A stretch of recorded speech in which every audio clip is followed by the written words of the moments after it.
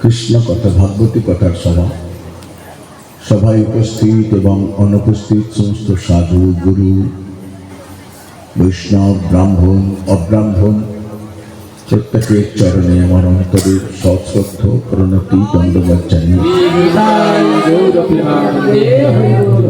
শুরু করছি আজকের হরি কথা, কৃষ্ণ কথা, ভাগবতী কথা। 3 দিনের মহতী ভাগবত সভার আজকে বিশ্রামের দিন। তো আজকে আমরা কালকে যিনি পাঠ করতে এসেছিলেন তিনি আমার অত্যন্ত প্রিয় চণ্ডীচরণ দাস মহাশয়।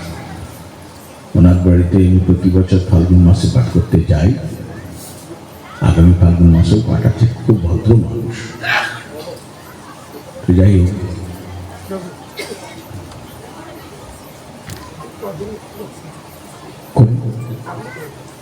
আমি ব্যাসাসন থেকে তো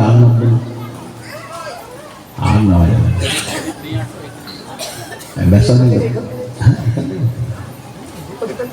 তো তৃতীয় দিন আজকে আমরা যেটা শুনবো সেটাকে মন দিয়ে শুনে নেন। ঢাকা দিয়া ভগবান। ভাগবতে কে কাকে বলেছেন এই ঢাকা দিয়া ভগবানটা কে? ভাগবতে বিভিন্ন শ্লোকে আছে এবং ঢাকাটা কার? সেই যে ঢাকা দিয়া ভগবান, সেই ভগবানটা কে এবং সেই ভগবানের ঢাকাটা কিসের ঢাকা, আর ঢাকার ভিতরে কে আছে? আসুন আমি আস্তে আস্তে প্রবেশ করি। পাঠ 2 রকমের হয়, মহাপ্রভু বলছেন, পাঠ এবং কীর্তন। একটা স্বজাতীয় ভাব, একটা হচ্ছে বিজাতীয় ভাব। স্বজাতীয় ভাব কাকে বলে? আপনি যেটা পাঠ করতে বসেছেন, যে শ্লোকটা, সেটা ভাগবত হতে পারে, গীতা হতে পারে, চৈতন্য চরিতামৃত বা অন্য শাস্ত্র, যে শ্লোকটা পাঠ করছেন সেই শ্লোকটা মহাপ্রভু যা ব্যাখ্যা করিয়েছে, একটা লাইনকে টপকে পরের লাইনে যাওয়া যাবে না, নিষিদ্ধ। সেই ভাবধারায় যারা পাঠ করে তাদের পাঠকে বলে স্বজাতীয় ভাব। আর এই পাঠটা শুনে ভক্ত তৈরি হয়। আর একটা ভাব হচ্ছে বিজাতীয় ভাব।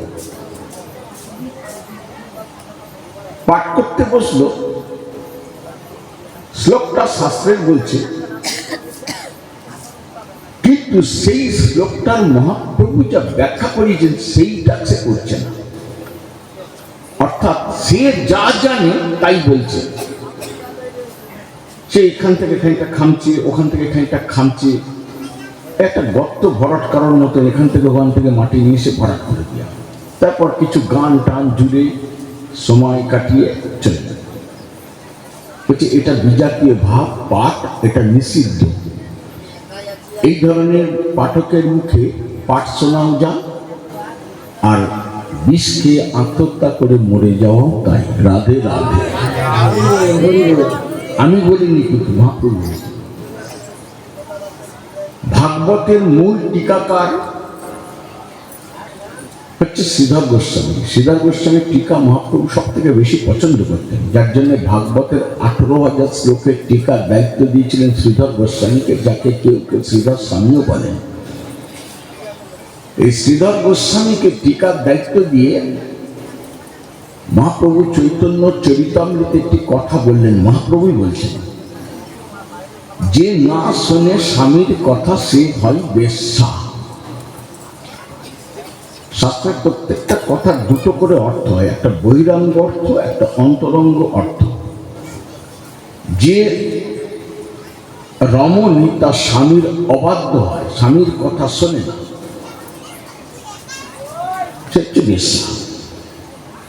আর যে পাঠক পাঠ করতে বসে শ্রীধর গোস্বামী টিকা ছাড়া ভাগবত ব্যাখ্যা করে, সে হচ্ছে আরো বড় বেশ্যা। প্রেম সে বলিয়ে রাধে রাধে।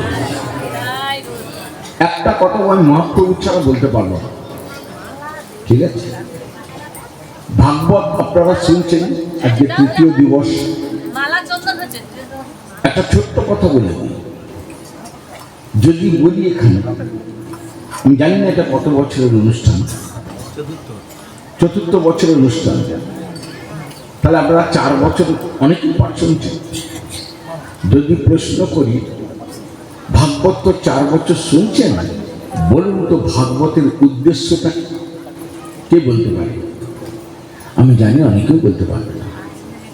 আমিও যখন এই পথে প্রথম আসি, আজ থেকে 26 বছর আগে, আমিও জানতাম না, অন্ধের মতো পাঠ করতাম। আমি ভাবি বোধহয় পাঠক হয়ে গেছি, মানে আমি বড় বেশ্যা ছিলাম। তো বলছে ভাগবতের মূল উদ্দেশ্য হচ্ছে দুটো, একটা মুখ্য, একটা গৌণ। গৌণ উদ্দেশ্য হচ্ছে মুক্তি লাভ, কিন্তু মুক্তি লাভ করবার জন্য মানব দেহ দিয়ে কৃষ্ণ আমাদের পাঠায়নি।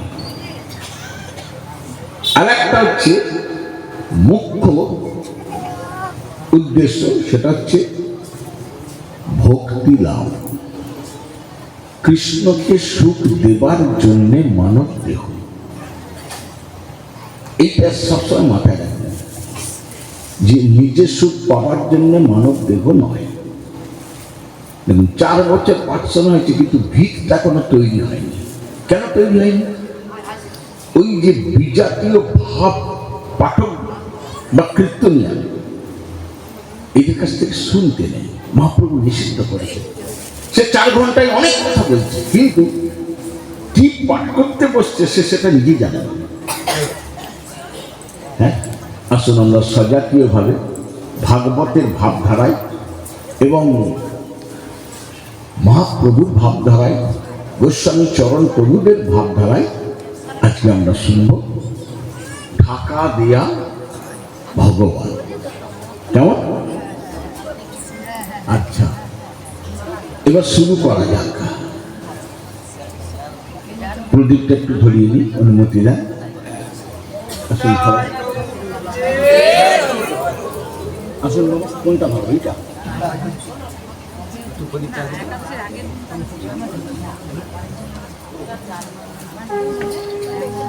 শ্রী গুরু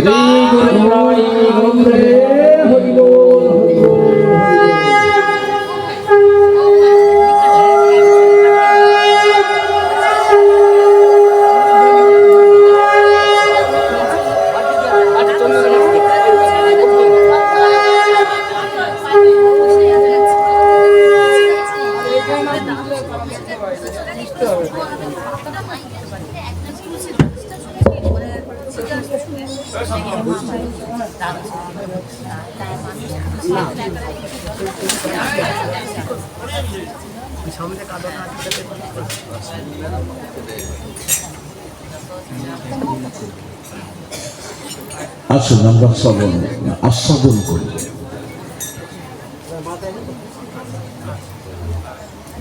ভাগবতের 18,000 শ্লোক আছে, প্রতিটা শ্লোক ঢাকা দিয়া। কেউ ঢাকাটা শ্লোকের না খুলে ওপর থেকে যে পাঠটা করছে সেটাকে বলা হয় ভাষা পাঠ। আর মহাপ্রভু সেই শ্লোক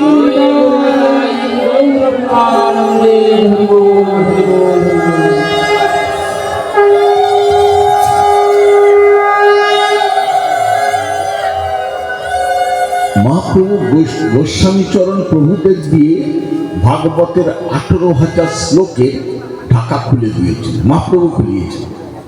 আমি যতবার গোস্বামী চরণ প্রভু বা মহাজন প্রভু ধরে নেবেন, কাদের বলছি প্রথমেই বলে নিই। রূপ গোস্বামী, জীব গোস্বামী, সনাতন গোস্বামী, রঘুনাথ দাস গোস্বামী, গোপাল ভট্ট গোস্বামী, গোপাল গুরু গোস্বামী ইত্যাদি ইত্যাদি, এনারা এটা কেমন? তো বলছে গীতায় 700 শ্লোক আছে, গীতার 700 শ্লোকও ঢাকা দিয়া। সেই ঢাকাও খুলে দেখা যাচ্ছে ভেতরে একজন বসে আছে। উপনিষদের শ্লোক সেগুলোও ঢাকা দেওয়া, ঢাকা উপর থেকে একজন আর ভেতরে আরেকজন বসে আছে। ভেতরে বসে আছে কি? এবার একটা প্রশ্ন আসছে, গীতায় 700 শ্লোক আছে, গীতা কেউ পড়ুক বা নাই পড়ুক, কিন্তু একটা আমরা সবাই জানি, গীতায় অর্জুন বসে আছে। আর অর্জুন উপদেশ দিয়েছিল কে? কে উপদেশ দিচ্ছে? শ্রীকৃষ্ণ। এটা আমরা সবাই জানি, কিন্তু ওটা কৃষ্ণ নয়। আমি বলিনি, কিন্তু মহাপ্রভু বলছেন, শাস্ত্র বলছেন। তাহলে ওটা কি? আসুন আমরা দেখি।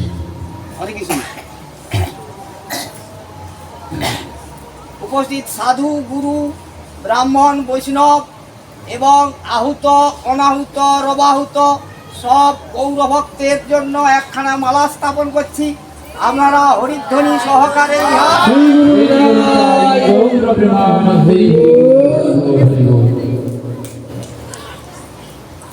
আসুন।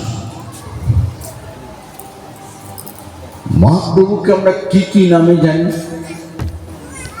বিশ্বম্ভর, নিমাই পণ্ডিত, গৌরাঙ্গ, মহাপ্রভু।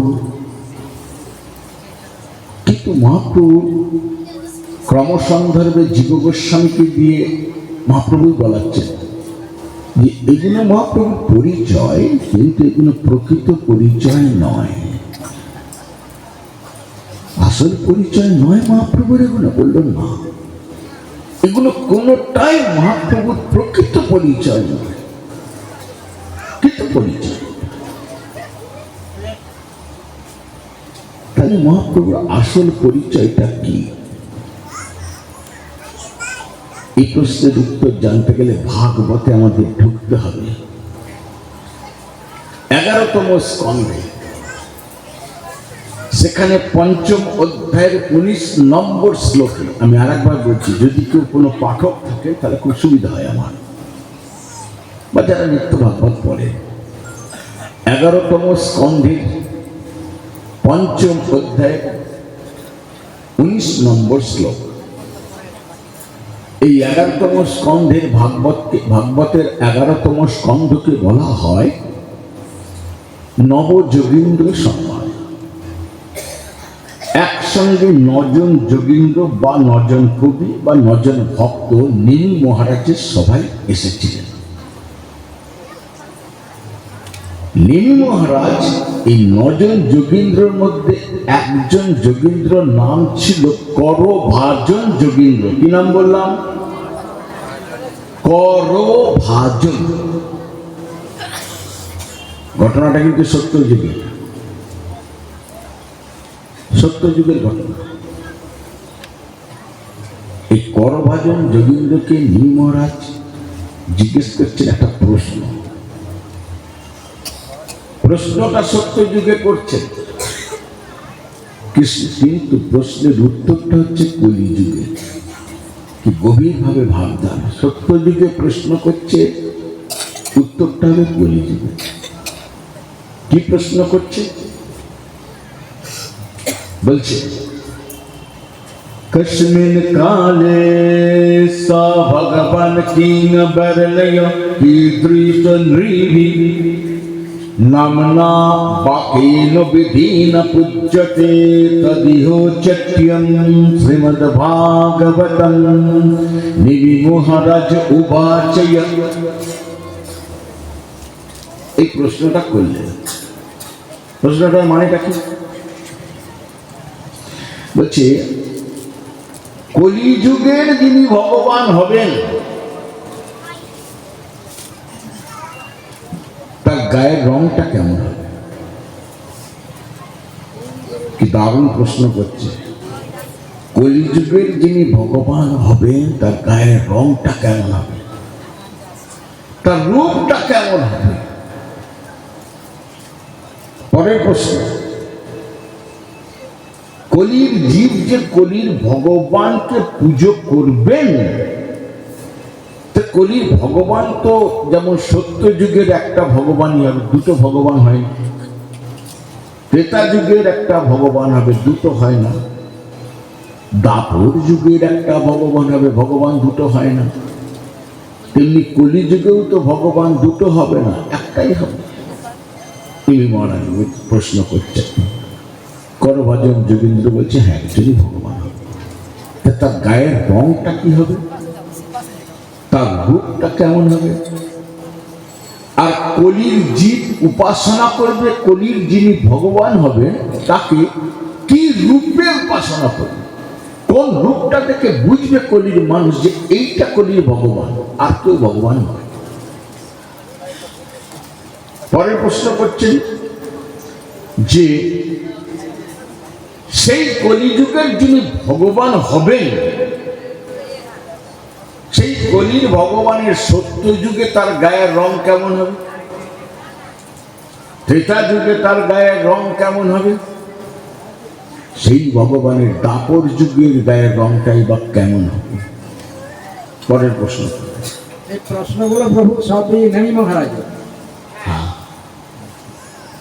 এই মহারাজ করছে 11তম স্কন্ধের 5ম অধ্যায়ের 19 নম্বর শ্লোক। আবার পরের প্রশ্ন করছে কলির যিনি ভগবান হবে তার আকৃতিটা, আকারটা কেমন হবে, কি আকৃতি দেখলে কলির জীব বুঝবে যে এটি কলির ভগবান, আর কেউ ভগবান নয়। পরের প্রশ্ন করছে কলির যিনি ভগবান হবেন তাকে একটা পুজো তো করতে হবে। করভাজন যোগীন্দ্র বলছেন হ্যাঁ, অবশ্যই করতে হবে। তাহলে পুজোরটা একটা বিধি থাকবে, একটাই বিধি থাকবে সবার জন্য, সেই বিধি। বলছে হ্যাঁ, সেই বিধিটা কি, কোন বিধিতে পুজো করা হবে। পরের প্রশ্ন করছে কলির যিনি ভগবান হবেন তাকে তো একটা নাম দ্বারা ডাকতে হবে, বা সেই নাম দিয়ে তাকে পুজো করতে হবে। সেই নামটাই বা কলিযুগের কি হবে, অর্থাৎ কলিযুগের নামটা কি হবে, যে নাম দিয়ে কলিতে পুজো, যদি সেই নামে কেউ পুজো করে তাহলে সেই হবে কলিযুগের শ্রেষ্ঠ ভক্ত, এবং তাকে সব থেকে তাড়াতাড়ি কলির ভগবান কৃপা করবে, একদম নিশ্চিতভাবে কৃপা হয়ে যাবে। সেই নামটা, এই প্রশ্নটা করলেন সত্য যুগে, প্রশ্নটা করছেন কলিযুগে। এর উত্তরে নিমি মহারাজ ভাগবতের 11তম স্কন্ধের 5ম অধ্যায়ের 32 নম্বর শ্লোকে বলছেন, উত্তরটা দিচ্ছেন। প্রশ্নটা করলো 11তম স্কন্ধের 5ম অধ্যায়ের 19 নম্বর শ্লোকে, আর উত্তরটা দিচ্ছেন ভাগবতের 11তম স্কন্ধের 5ম অধ্যায়ের 32 নম্বর শ্লোকে। কি বলছেন, যে প্রশ্নগুলো করলেন তার উত্তর দিচ্ছেন এবারে করভাজন যোগীন্দ্র। কৃষ্ণ বর্ণন্তি সকৃষ্ণম সাঙ্গো পাঙ্গস্ত্রো পার্ষদম জগৈ সংকীর্তনো প্রাবৈ যজন্তি হি সুমেধাসয়।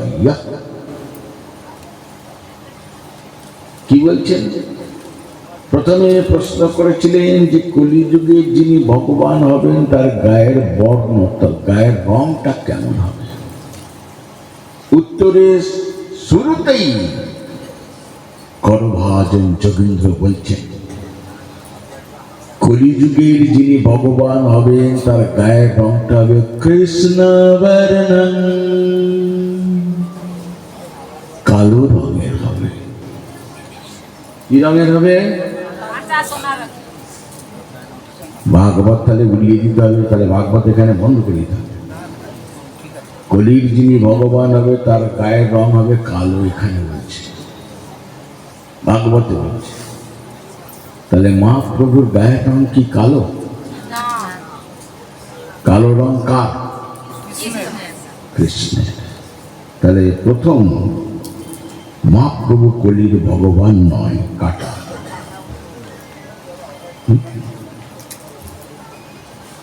এখন কৃষ্ণ বর্ণ, যার গায়ের রংটি কালো, তাকে বলা হয় কৃষ্ণ বর্ণ।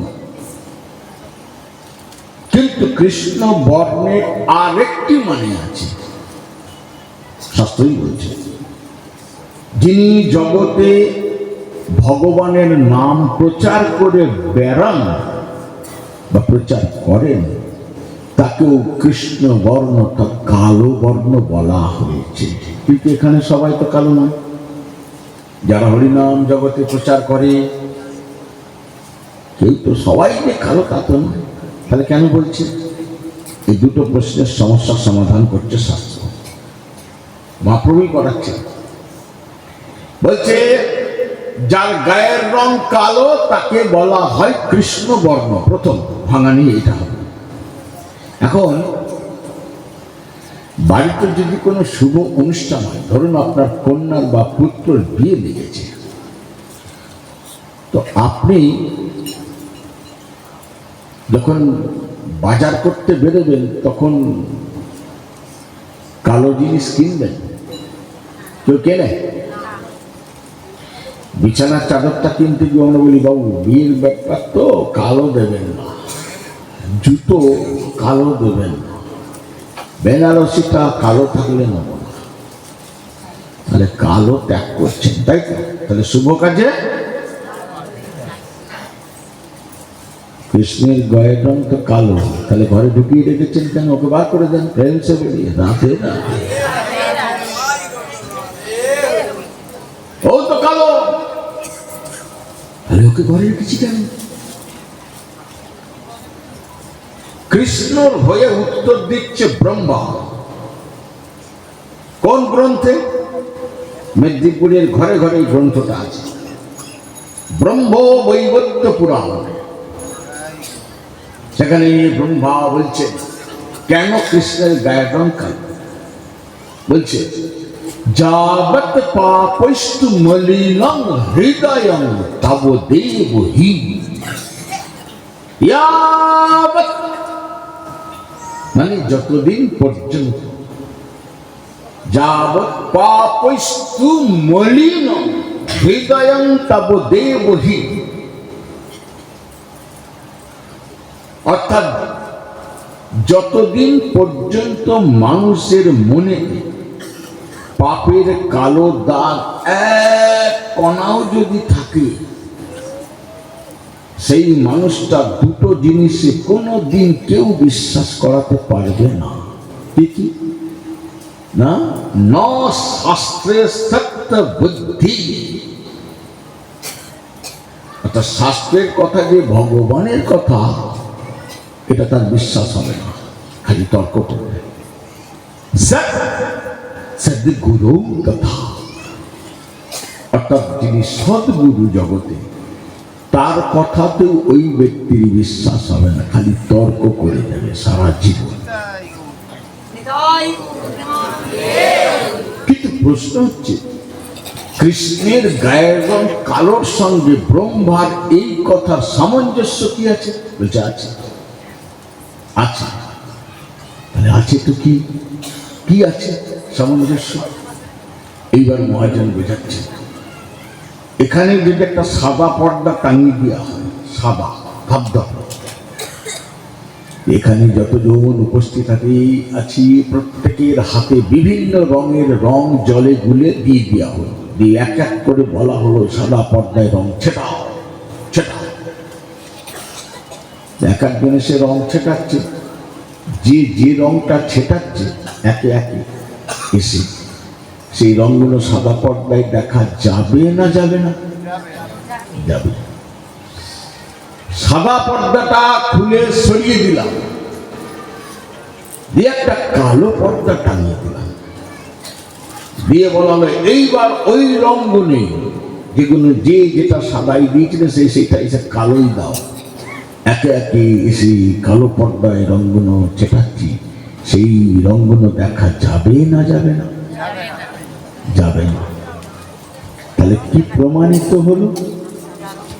যে সমস্ত পৃথিবীতে যত রং আছে তার মধ্যে সব থেকে কালো রঙের আকর্ষণ শক্তি সবচেয়ে বেশি।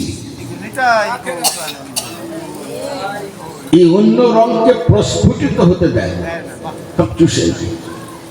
ঠিক তেমনি এইবার উত্তর কৃষ্ণ দিচ্ছেন, কেন আমার গায়ের রং কালো? বলছে কলির জীব দুর্লভ মানব দেহ দিয়ে আমি পাঠিয়েছি যাদের, তারা যেমন কিছু পুণ্যের কাজ করবে তার থেকে বেশি পাপের কাজও করবে। রাধে রাধে। ভাগবতের পঞ্চম স্কন্ধের 1, 2, 3 অধ্যায় খুলে দেখে নেবেন পাপ কি। এই ষষ্ঠ স্কন্ধের 1, 2, 3 আর পঞ্চম স্কন্ধের শেষের দিকে খুলে দেখে নেবেন যে পাপের সাজাটা কেন। তো বলছে কৃষ্ণ বলছেন কলির জীব যেমন কিছু পুণ্যের কাজ করবে তেমনি পাপের কাজও তো করবে। চিত্তটা পাপের কালো ময়লার পাহাড় করে যাবে, কিন্তু যত পাহাড়ই পড়ুক পাপের কলির জীবের মনেতে বা চিত্তেতে, কেউ মানব দেহ নিয়ে যদি আমার নাম করে কলিযুগে, তাহলে তার চিত্তের মধ্যে আমি প্রবেশ করে তার কালো যে পাপের দাগগুলো আছে সব চুষে তাকে ভক্তি লাভ করিয়ে দিই। রাধে রাধে। এই জন্য আমি কালো রং নিয়ে এসেছি। তাহলে কৃষ্ণের গায়ের রং কালো, একটা অর্থ বেরোলো। দ্বিতীয় অর্থ, যে বা যারা জগতে ভগবানের নাম প্রচার করে তাদের বলা হয় কৃষ্ণ বর্ণ। সবাই তো কৃষ্ণ বর্ণের নয়, কেউ কেউ তো ফর্সাও আছে। এর উত্তরটা কি হবে? বৈষ্ণব শাস্ত্রে মীমাংসা করছে ভাগবত, রাস পঞ্চোধ্যায়ের মীমাংসা করছেন দর্শন প্রভুরা। বলছি যারা জগতে নাম করছে প্রচার, বা যারা নাম করছেন ঘরে বাইরে ঘরে বসে, তারা নাম করতে করতে করতে করতে কোনো একটা জন্মে গিয়ে তাদের গায়ের রংটা কালো হয়ে যাবে। কি করে হবে? বলছে নামও চলবে, জন্ম মৃত্যু চলবে। করতে করতে কোনো একটা জন্মে গিয়ে তার মৃত্যুর পর বৃন্দাবনের গোপী গর্ভ থেকে গোপী দেহ নিয়ে জন্ম হবে। গোপী দেহ কিন্তু নারী দেহ নয়, গোপী দেহ কিন্তু পুরুষ দেহ নয়। এ কি বলে, নারীর মতো দেখতে, নারী নয়। বলে থামোহে, শেষ করতে দাও। গোপীদের দেহটা হচ্ছে কৃষ্ণ প্রেম দিয়ে গড়া। কামনা বাসনার ছায়া পর্যন্ত নেই, আভাস পর্যন্ত নেই। একটা ক্ষীর দিয়ে যদি আপনি পুতুল বানান, সেই পুতুলটা যেখান থেকেই কামড়ে ভেঙে খান সেটা ক্ষীরই হবে। তেমনি গোপীরা তাদের দেহ মন ইন্দ্রিয় সমস্ত কৃষ্ণকে সুখ দেবার বস্তু দিয়ে করা। গোপী দেহ যতক্ষণ কেউ না পাচ্ছে ততক্ষণ সে বৃন্দাবনের সাক্ষাৎ কৃষ্ণের সেবার অধিকারী পৃথিবীতে কেউ হতে পারেনি, পারবেও না। কালো হয়ে যাবে। বৃন্দাবনে গোপী গর্ভ থেকে জন্ম নেবে, দিয়ে গোপী দেহ পাবে, সেখানেও তার বিবাহ হবে, পুত্র সন্তান হবে। কিন্তু রাত 12টায় কৃষ্ণের বংশীধ্বনি একদিন শুনতে পাবে, তখন তার স্বামী তাকে যেতে দেবে না, বা আত্মীয় কুটুম পরিজন এরা যেতে দেবে না। পরপুরুষের কাছে মধ্যরাত্রে যেতে নেই, গেলে কুলোটা হবে, জোর করে আটকে রাখবে ঘরের মধ্যে আপনাকে। তখন কৃষ্ণের কাছে যেতে না পারার জন্য তার দেহের বহিরাঙ্গ অংশটা ধীরে ধীরে ধীরে ধীরে কালো হতে থাকবে, আর সূক্ষ্ম দেহটা এই দেহ ছেড়ে স্থূল দেহ ছেড়ে বেরিয়ে যাবে, অর্থাৎ তার মৃত্যু হবে। আর সূক্ষ্ম দেহটা চলে যাবে রাসে, আর স্থূল দেহটা মৃত দেহটা নিয়ে স্বামী তখন কাঁদবে, রাধে রাধে। এটাকে বলে তন্ময়তা, অর্থাৎ কৃষ্ণের সঙ্গে মন যুক্ত হয়ে যাবার পর তার মৃত্যু হচ্ছে। তন্ময়তা কাকে বলে? অর্থাৎ তন মন বস্তুর সঙ্গে যুক্ত হয়ে যাওয়া। সেটা কেমন? বলছে অভিনিবেশ। অভিনিবেশ কাকে বলে? অভিনিবেশ মানে একাগ্রতা। একাগ্রতা মানে কি? বলছে মনোযোগী। মনোযোগী মানে কি? বলছে যে বস্তুটা আপনি চিন্তা করছেন, চিন্তা করতে করতে করতে করতে সেই বস্তুর সঙ্গে আপনার মনটা যুক্ত হয়ে গেছে। রাধে রাধে। একে বলে তন্ময়তা। প্রমাণ ভাগবতে নারদ যুধিষ্ঠির সংবাদ। ভাগবত থাকলে খুলে দেখে নেন, সেখানে নারদ ঋষি যুধিষ্ঠিরকে বোঝাচ্ছেন, হে মহারাজ যুধিষ্ঠির, কুড্ডায়ং মানে কি জানো? বলছে হ্যাঁ বলো তো, কুড্ডায়ং মানে কি? যুধিষ্ঠির মহারাজ বলছে কুড্ডায়ং মানে কুমড়ে পোকা। বলছে হ্যাঁ, মানে কুমোর পোকা। হ্যাঁ, মাটির ঘরে, মাটির দেয়ালে, মাটির বাসা করে থাকে, কালো কুচকুচে বিচ্ছিরি দেখতে, তাই না? বলছে হ্যাঁ। এই কুমড়ে পোকা সৃষ্টি কেমন করে হয় জানো? বলছে না। শোনো যুধিষ্ঠির মহারাজ, আমি বলছি। নারদ ঋষি এই কুড্ডায়নের সৃষ্টির ইতিহাস বলছে, বলতে গিয়ে বোঝাচ্ছেন এই কুমোর পোকা যখন একটা পোকাকে শিকার করে, ধরে খাবে বলে মুখে করে নিয়ে, সে কিন্তু প্রথমে খায় না।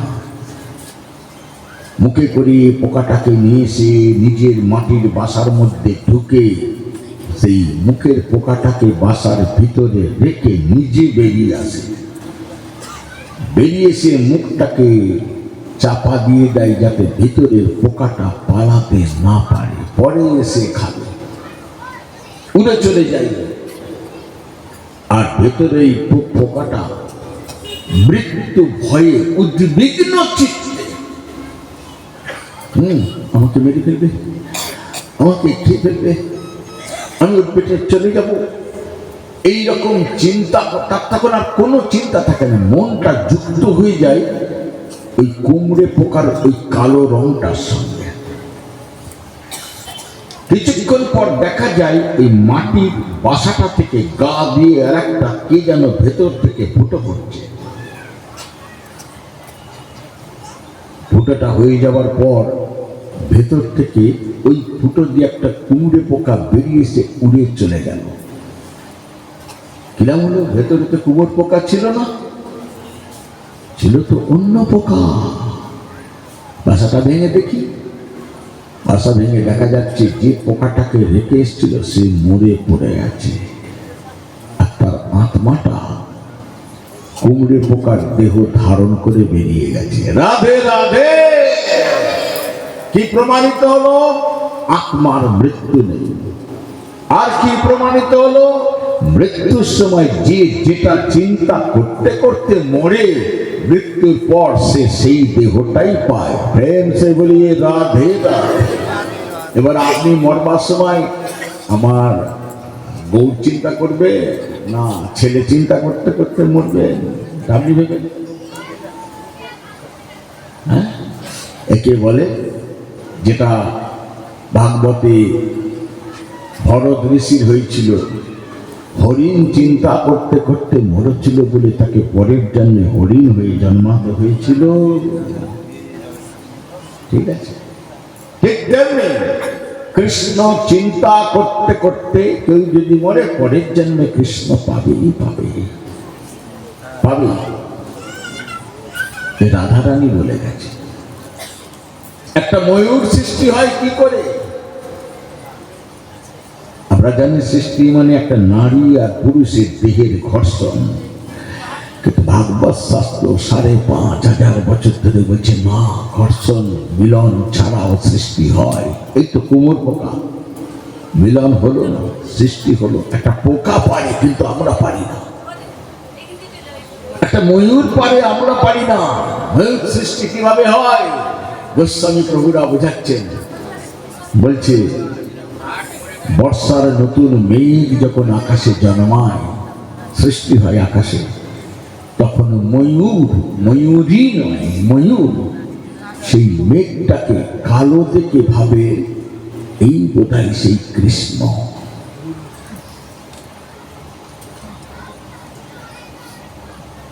তখন সেই মেঘের দিকে তাকিয়ে মেঘকে কৃষ্ণ মনে করে ময়ূর খুব কাঁদে, কাঁদতে কাঁদতে বলে, হে প্রভু, আমি যে তোমার একটু স্তুতি করব, আমার তো মুখে ভাষা নেই। এটা আমার কর্মফলের জন্য আমি ময়ূর হয়েছি, আমার হাতও নেই যে তোমাকে আমি একটু সেবা দেবো।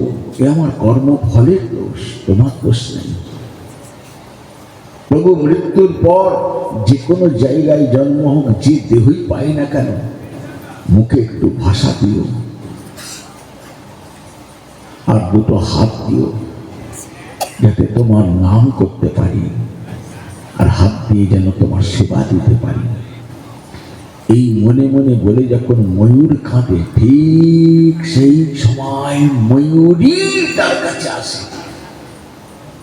এসে ময়ূরী তার ঠোঁটটাকে ফাঁক করে ময়ূরের চোখের সামনে ধরে, আর ময়ূরের চোখ থেকে যে জল পড়ে, সেই জল ১ ফোঁটা কি ২ ফোঁটা ময়ূরীর মুখের ভেতর যায়। ওই জলটা, চোখের জলটা নিয়ে ময়ূরী সরে যায়। ওই ১ ফোঁটা জল থেকে একটা ময়ূরী গর্ভবতী হয়, আবার একটা ময়ূর বা ময়ূর জন্ম দেয়। রাধে রাধে। সৃষ্টি হলো মিলন ছাড়া। আমাদের ভাগবত শিখিয়েছে, আমার মহাপ্রভু শিখিয়েছে। বলছে যারা নাম প্রচার করছেন জগতে, তাদের কোনো না কোনো জন্মে গিয়ে গায়ের রং কালো হয়ে যাবে। কালো হয়ে যাবে মানে সমাধি হবে, সমাধি। বেশ, কৃষ্ণ বর্ণং করভাজন যোগেন্দ্র বলছেন, কলির যুগের ভগবান যিনি হবেন, তার গায়ের রং কালো হবে। কিন্তু মহাপ্রভু তো আমরা জানি কলির ভগবান, তার গায়ের রং তো কালো নয়। তাহলে এতদিন কি ভুল করে এলাম? এবার উত্তর দিচ্ছেন, বলছে হ্যাঁ, কলির ভগবান যিনি হবেন, তার গায়ের রংটা কালো হবে, কিন্তু সেই কালো বর্ণটা পীসা কৃষ্ণম। পীসা, পীসা মানে কি? পীসা মানে হচ্ছে স্বর্ণবর্ণ, গৌর বর্ণ। বলছে কালো বর্ণটা গৌর বর্ণ দিয়ে তার ঢাকা থাকবে উপরটা দিয়ে। রাধে রাধে। এই কালো বর্ণটা ভিতরে থাকবে, আর স্বর্ণ বর্ণ বা গৌর বর্ণটা দিয়ে ঢাকা থাকবে। বহিরাঙ্গ যারা, তারা বাইরের রূপটা দেখে বলবে ওই তো গৌর বর্ণ, কিন্তু অন্তরঙ্গ ভক্ত সে ভেতর ভেদ করে ভেতরটাই যখন দৃষ্টি ফেলছে দেখছে ভেতরে কালো বর্ণের একজন বসে আছে। এই কৃষ্ণ, কালো বর্ণটা কৃষ্ণের, গৌর বর্ণ দ্বারা ঢাকা আছে, স্বর্ণ বর্ণ দ্বারা ঢাকা আছে। এখন এই স্বর্ণ বর্ণটা কার? কার পেল কি করে? পেলটা কি করে? যুগ যুগ ধরে তো রাধা কৃষ্ণ আছে, ছিল, থাকবে। তখন তো হয়নি, তখন তো গৌর বর্ণ হতে পারেনি। দেখুন, কৃষ্ণ রাধা বর্ণ নেবে, এটা কৃষ্ণ যত ভেবেছে তার থেকে কোটি গুণ ভাবতে বেশি হয়েছে রাধা রানী। আসুন সেই মীমাংসাটা করি শাস্ত্রের ভাবধারায়। হ্যাঁ, আমরা জানি এটা রাধার বর্ণ, কিন্তু পেল কি করে? দাপর লীলায় কৃষ্ণ বসে বসে ভাবছেন। এই জায়গাটা এতটুকু হেলবেন না আপনারা, আমি আপনাদের চরণে অনুরোধ করছি। আমি কাল রাত অব্দি জানতাম অন্য পাঠ করবে, কিন্তু সকালে যখন বললাম তখন বলছি যে আপনি কিন্তু ঢাকা দিয়া ভগবান করেছেন, করবেন বলেছেন। সঙ্গে সঙ্গে আমাকে সেটাকে এখন বন্ধ রেখে ঢাকা দিয়া, তাই তো বটে, আমি তো বলেছিলাম, তো তো মনে নেই, অনেকদিন আগের কথা। সেই জন্য ঢাকা দিয়া ভগবান করছেন। কে ঢাকা দিয়া ভগবান দেখুন, এইবারে বিচলিত হবেন না। দাপর লীলায় কৃষ্ণ ভাবছেন। কি ভাবছেন? আচ্ছা, আমি পূর্ণানন্দময়, পূর্ণ বস্তু। বেদ যাকে বলেছে ওম পূর্ণমদঃ পূর্ণমিদং পূর্ণাৎ পূর্ণম উদচ্যতে পূর্ণস্য পূর্ণমাদায় পূর্ণমেবাবশিষ্যতে। ওম শান্তি শান্তি শান্তি। আমি পূর্ণানন্দময়। কৃষ্ণের নিজের কথা, চৈতন্য চরিতামৃতে, ভাগবতের শ্লোকের ব্যাখ্যা হচ্ছে চৈতন্য চরিতামৃতে। পূর্ণানন্দময় কিসে? রূপে রসে গন্ধে শব্দে স্পর্শে। তাহলে আমাকে কে আনন্দ দেবে? আমাকে যদি মনে করে কেউ আনন্দ দেবে, তার তো আমার থেকে কয়েক কোটি গুণ বেশি আনন্দ থাকতে হবে, তবে তো সে আমাকে আনন্দ দিতে পারবে। এই তো জগতে সম্ভব নয়। আমার কাছ থেকে জগৎ আনন্দ পায়, কণামাত্র আনন্দ পেয়ে মানুষ ভেসে যায়। তা আমাকে কেন? যেমন সমুদ্র, পৃথিবীর মূল জলাধার হচ্ছে সমুদ্র। বর্ষাকালে সমুদ্র ভেসে যায় না, কিন্তু নদী নালা খাল বিল পুকুর ডোবা সব ভেসে যায়। গ্রীষ্মকালে সব শুকিয়ে যায়, কিন্তু সমুদ্রের এক বিন্দু জল শুকায় না। তাহলে সমুদ্রকে কেউ যদি ভাবে ভাসিয়ে দেবে, তাহলে তার সমুদ্রের থেকে কোটি গুণ বেশি জল থাকতে হবে। এটা জগতে কারণ নেই, সম্ভব নয়। তেমনি কৃষ্ণকে কেউ যদি আনন্দে ভাসাবো মনে করে, জগতে কেউ নেই, সম্ভব নয়। তাহলে কৃষ্ণ সবাইকে আনন্দ দান করে, তিনি পূর্ণানন্দময়। তাকে কে আনন্দ দেবে? ঠিক আছে। পরেই কৃষ্ণ বলছেন, আমি নিজের আনন্দে নিজে সদাই থাকি মত্ত। কৃষ্ণের নিজের কথা। মত্ত মানে আমরা বিষয়ে মত্ত, কেউ নারী আসক্তিতে মত্ত, কেউ পুত্র স্নেহে মত্ত। এর জন্য আমরা এই বস্তুগুলো ছেড়ে থাকতে পারি না, মত্ত হয়ে থাকি। কৃষ্ণ আত্মা আরাম পুরুষ, তিনি বলছেন আমি মত্ত থাকি। তাহলে আমাকে কেউ যদি মত্ত থেকে উন্মত্ত করতে চায়, উন্মত্ত মানে দিগ্বিদিক জ্ঞান নিয়ে যায়, তাহলে এই জগতে কেউ নেই। আমি নিজের আনন্দে নিজে মত্ত থাকি, কিন্তু কিন্তু রাধা প্রেম করাই আমায় সদাই উন্মত্ত। প্রেম সে বলিয়ে রাধে।